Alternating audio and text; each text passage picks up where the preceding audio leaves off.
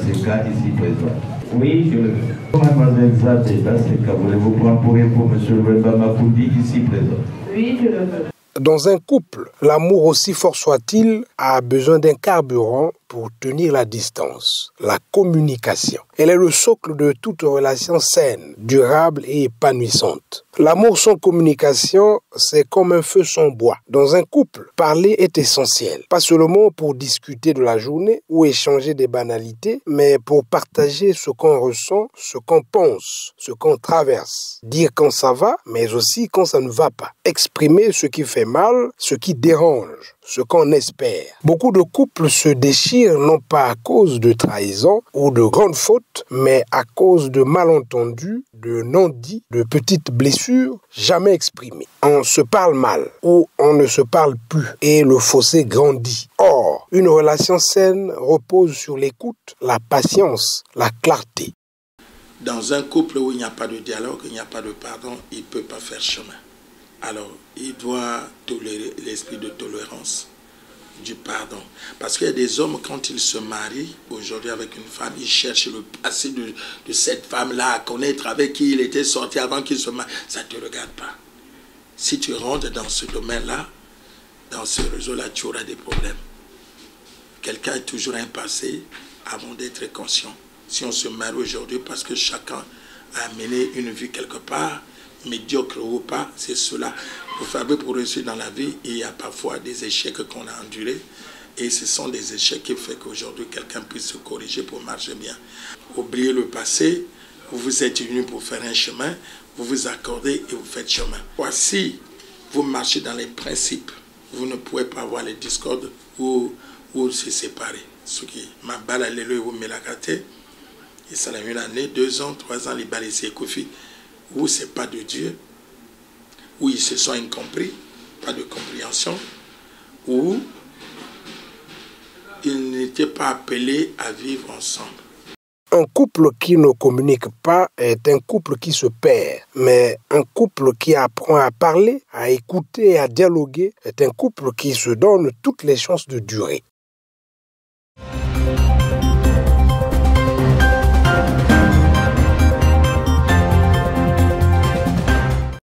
Bon mariage, Congo-UNESCO, une histoire réelle si la diplomatie congolaise aurait des mots justes pour convaincre plus d'une 50aine de pays africains pour prétendre hisser au sommet de la direction générale de l'UNESCO, Firmin-Edouard Matoko. Monsieur Firmin-Edouard Matoko, candidat maison parce que son parcours de 35 ans à l'UNESCO est très élogieux et pratique. Il a occupé tour à tour au sein de l'institution des postes d'ambassadeur, de ministre des Affaires étrangères et sous-directeur. Un parcours qui lui a aidé à meubler ses connaissances dans la culture, l'éducation, les sciences, la technologie et bien évidemment la culture de paix. Lors de cette élection, M. Firmin-Edouard Matoko sera face à un autre poids lourd d'origine africaine. L'avantage du candidat congolais, c'est le fait d'avoir une parfaite connaissance de la maison UNESCO. Cette maison qui a reçu à l'époque quelques cadres congolais dont Pascal Lissouba, Henri Lopez, Justin Kumba, Mambou Emenyali, Marie-Josée Maté, Tikaya Otamsi et bien d'autres. Dans tous les cas, si M. Firmin-Edouard Matoko est élu directeur général de l'UNESCO, il sera compté et considéré comme grand précurseur congolais d'occuper, 65 ans après l'indépendance du Congo, pour la première fois le poste de directeur général d'une institution internationale.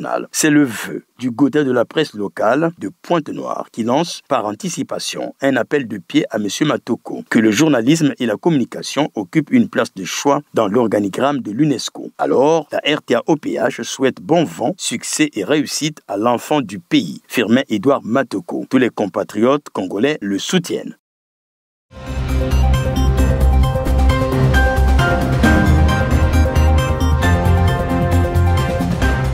Dans la vie de couple, il est normal de traverser des désaccords, des frustrations ou des moments de tension. Cependant, la manière dont on en parle et surtout à qui on en parle peut renforcer ou affaiblir le mariage. L'un des comportements les plus destructeurs et trop souvent banalisés est celui de parler négativement de son conjoint à l'extérieur. Famille, amis, collègues, réseaux sociaux. Ce comportement crée plus de mal que de bien et peut sérieusement nuire à la solidité du couple. Cela détruit détruit l'image de votre conjoint ou conjointe, cela brise la confiance, cela attire les mauvais conseils. Un mari et une femme sont appelés à se protéger mutuellement, non à se nuire. Le mariage est une alliance, pas un champ de dénonciation publique. Si tu parles mal de ton conjoint, ou ton mari ou de ta femme, critiquer ou parler mal, ça dit tu parles mal à toi-même. La Bible dit celui qui trouve une femme trouve le bonheur et non le malheur.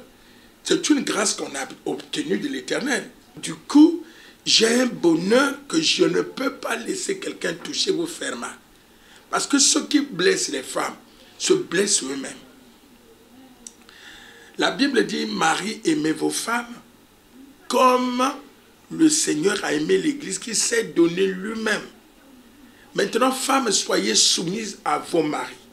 Tous les jours, il faut chercher à faire le bien à ton mari pour que Dieu soit votre guide dans le mariage. Dieu nous a appelés à vivre unis et à supporter les uns les autres dans leur faiblesse, dans leur comportement.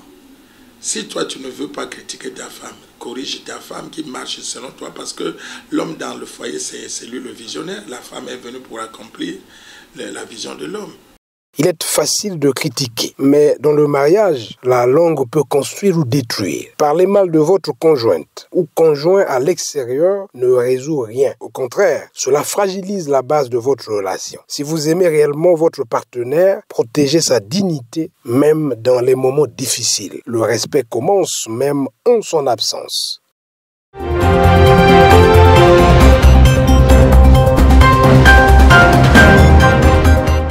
La vie par définition est un ensemble des événements qui remplissent l'existence d'une personne, ensemble d'actions réalisées par l'homme. Elle se résume à des choix, aussi diversifiés qu'ils soient. L'homme est libre de faire ce qui est bien ou ce qui est mal. Il en va de même de la spiritualité qui est liée à l'existence, à l'âme, à la conscience et mérite d'être respectée. La vie sexuelle débridée en milieu spirituel devient un fléau qui gagne du terrain. C'est ainsi que, lors de la célébration de la fête internationale de la jeunesse, en date du dimanche 17 novembre 2024, au siège interdépartemental de l'association Luzolo Amour OPH, le Mont Ararat, le président adjoint du Bukopen Bukodek, frère Ténor Tacite Tombekende, a sensibilisé le peuple de Dieu sur les méfaits que peuvent engendrer la sexualité immorale en milieu spirituel. On va créer une fête de la jeunesse, on a fait des poèmes, on a fait des théâtres. Mais il faut qu'on applique ce qu'on dit. Je vois une jeune sœur qui est amie à une sœur, mais qui soit avec son père, ici à Luzolo. Si toi es responsable d'une jeunesse, tu vas sortir avec une sœur pendant que ta femme est là, tu fais le bagarre. Bon, quelle image tu donnes aux jeunes enfants qui arrivent dans ton département? Quelle image? La jeunesse, c'est la vie de demain. Mais c'est à nous, parents, d'éduquer nos enfants. Il ne faudrait pas que y ait là-dedans, il n'y a pas avec l'outil ça. Il faudrait que tout le temps que nous sommes là, que ça impacte dans le bon sens. Il y a des mamans qui ont fait de leur enfant des objets de commerce. Tu n'arrives pas à blâmer l'enfant parce que l'enfant met l'argent à la maison pour manger. Mais vous tuez les enfants, vous tuez la jeunesse. Donc, il faudrait que la jeunesse de l'association se réveille. Papa, il a besoin des jeunes sérieux pour le bien de son association. Pas des jeunes qui vont s'ivrer tous les jours. Pas des jeunes qui vont être dans le vagabondage sexuel. C'est pour ça qu'on parle. L'immoralité qui se résume à la satisfaction des appétits sexuels immodérés et qui ne trouve pas l'assentiment de Dieu doit être bannie à jamais de la vie des spirituels.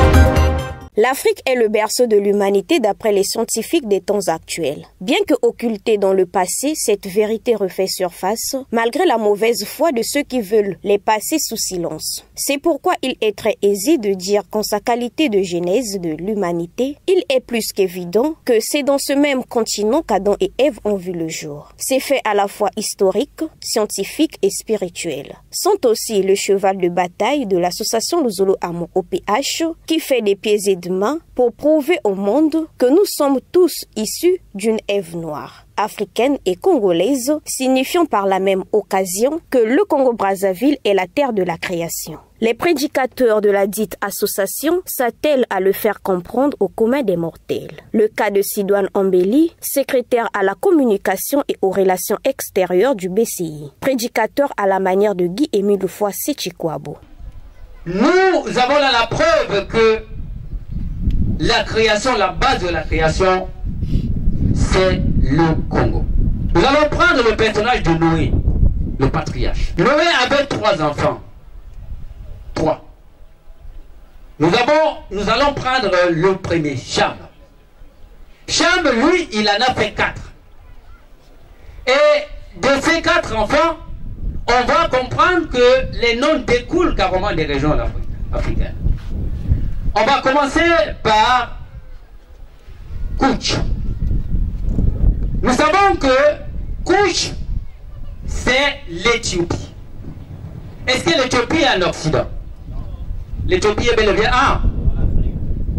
ça, c'est le premier fils de Cham, Kouch. Et le second fils de Cham, c'est Misraïm. Et Misraïm, ça veut dire l'Égypte. Est-ce que l'Égypte est en Occident? Et le troisième fils de Cham, c'est Pout. Et Pout, c'est l'actuelle Libye. Est-ce que la Libye est en Occident? Les 3 fils. Mais il en a fait 4. Mais quand vous regardez les 3, vous allez vous rendre compte que tous sont effectivement des Africains. Donc la conclusion que nous pouvons tirer aujourd'hui, nous sommes tous des descendants d'une Ève africaine. Donc Ève, à la base de la création humaine, est une femme noire. Vous connaîtrez la vérité et celle-ci vous affranchira. Ces paroles rapportées dans Jean 8, verset 32, prouvent à suffisance l'importance de se mettre à l'abri de l'ignorance. C'est en non point douteux pour cette raison que l'ASLA OPH fournit des efforts louables pour faire tomber les écailles de nos yeux spirituels.